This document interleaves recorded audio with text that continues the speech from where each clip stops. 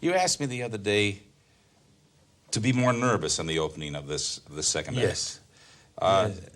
My children, intention, who were at least partially educated in Italy, or their first schools were in Italy, almost all of them, know more about Garibaldi than George Washington. So they could probably explain it to me. But politically, in what kind of a position is Scarpia at this point? Well, it was a very oppressive time. It was really a very oppressive time. And now Scarpia, the prisoner is escaped.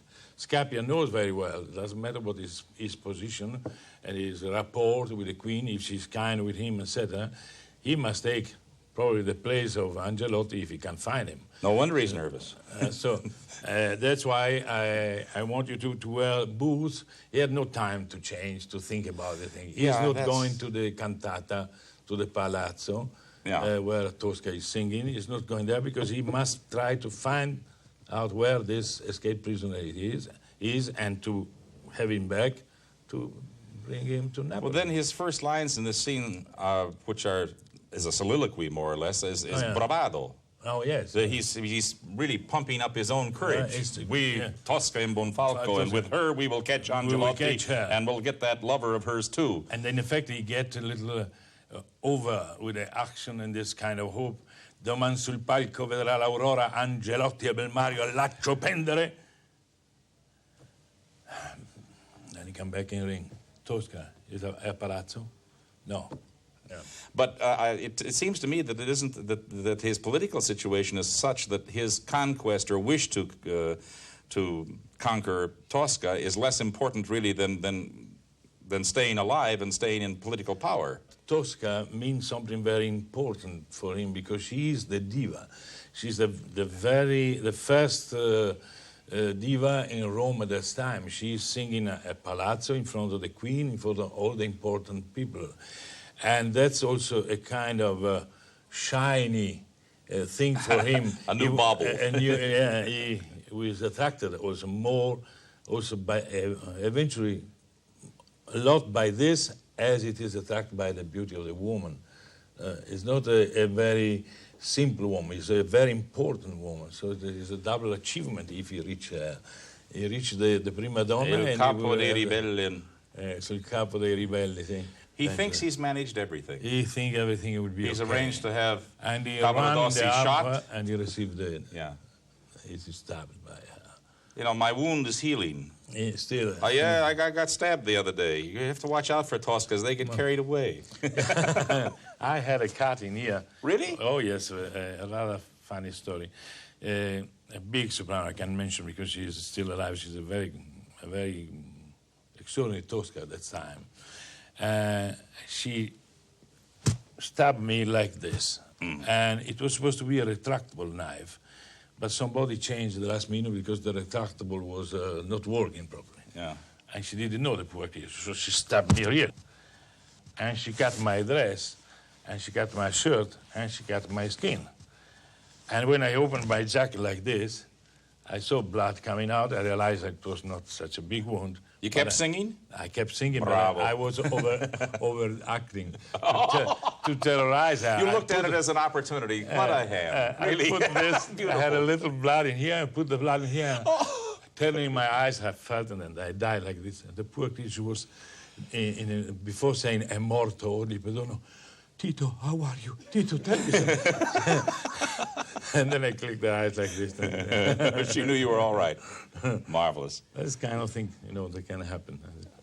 But talking about the second act and most of all the action in Tosca, there is a legato, always. And the legato is driven by the music. There is a legato in the music and a legato also in the action. Yeah. So one action comes after the other, just logically. There is very rare some strong action which cuts it, and like turning a page. If there is something like this, it's because this is a period, finish. In terms of the legato, you gave me something in another place, another theater, a few years ago when we were doing this, when I did it with you for the first time, which is about the same thing as doing it for the first time, really. You got me to go home and take a diagram of the stage as it was, and take a pencil, and with the music going in my head, although I cheated and put on a tape recording, to literally take a pencil and draw my movements. What does this do? I mean, this is the way you get some of that legato. Yes, I think then it will be, first of all, it will draw also in your mind all the position, especially if you turn the plan of the stage from our side. So suppose like this and the audience is there. Yes. And you keep drawing your movement from the entrance, stop, un tal bacano in chiesa, then to resta, and then you go down to the holy water, then you move around and you come, and you draw all this movement. When you perform, then you will have this already in your mind. So it is a little help which will be added to the music, will help you to remind the words, to the words will help you to remind the music, and the little sketch help to remind you both of them.